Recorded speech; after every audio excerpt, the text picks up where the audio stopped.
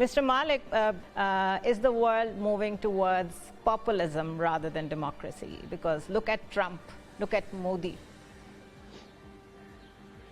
You see xenophobia increasing in all over the world. You see extreme right parties, especially parties against immigration and everything, gaining strength virtually everywhere, from Austria to France to every place.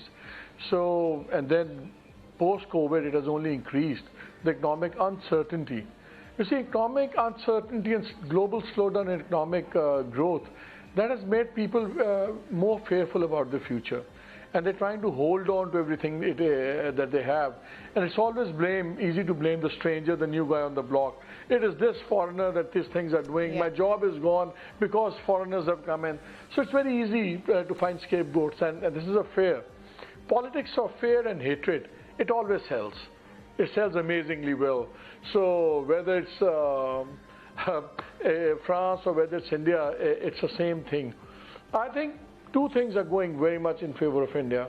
One is the West's very uncomfortable relationship with China.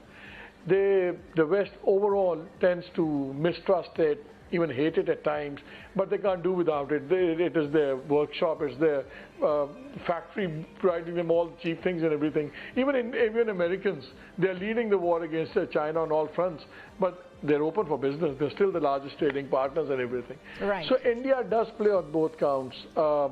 When the world does see, led by the Americans, India as a counterfoil to China, and it is reaping all the benefits.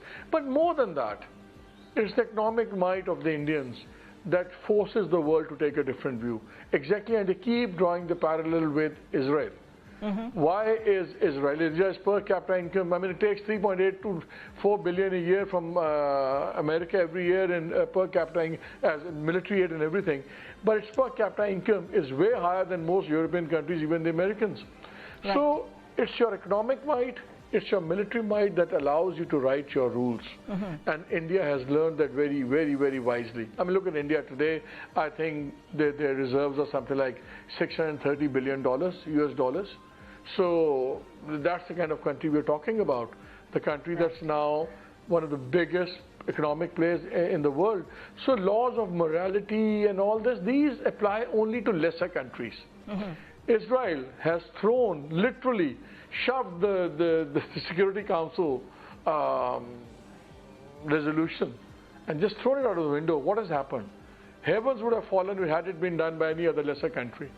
So at the end of the day, there's no morality in the national politics. It's all about power, it's all about military might, political might, and basically your financial might. Right. India ticks boxes on 3. Okay. So let's live with it, and I agree with General Saab when he says, okay, it will externalize it. Look, they have done all they could inside occupied Kashmir, but that doesn't mean that they have given up claims on your areas, GB and all these areas. India has claims on that also.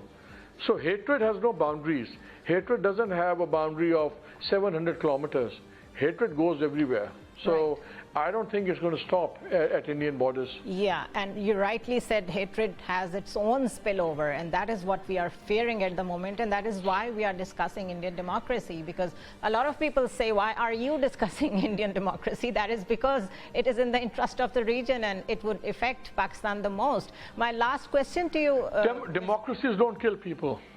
Obviously. My last question to you, Mr. Lodhi, what could Pakistan do different when it comes to Pak-India relationship that might strike in a better way? Why I say this? Because look at all the facts and figures. They have been hawkish when it comes to Pakistan. Look at the Guardian report about killing 20 Pakistanis on Pakistan's soil. And our government is talking of bilateral trade on its own. I mean, what are we thinking? Whenever we talk about international relations and interrelations of countries, we all know that we need to develop our own potential. We have the potential. That's why I'm calling it potential only. All our potentials of national power. And as Malick Saab was saying, economy is one of them, and then your foreign policy is another thing. So I think we can, for the time being, only do to put our own house in order. We must realign our external policies, I mean foreign policy, which will then impact our economy and all that, and especially with our neighboring countries. And then we must pay special attention to our internal policies so that we improve our solidarity and unity, and then face whatever is being imposed upon us as far as security things are concerned. So this security, economy, and foreign policy, they are intertwined. Right. You cannot pursue You one. cannot isolate one and talk about it. Right. Yeah. So I would say, if I have to say one thing, we must pay full attention to our internal unity and solidarity. Then probably we can do other things, and of course foreign policy is going to impact our economy also and our security also. Right. Thank you very much, Dr. Maliya Lodhi. Thank you, Mr. Muhammad Malick. Thank you so much, Naeem Khalid Lodhi, for joining us today. And this wraps up this week's Epicenter.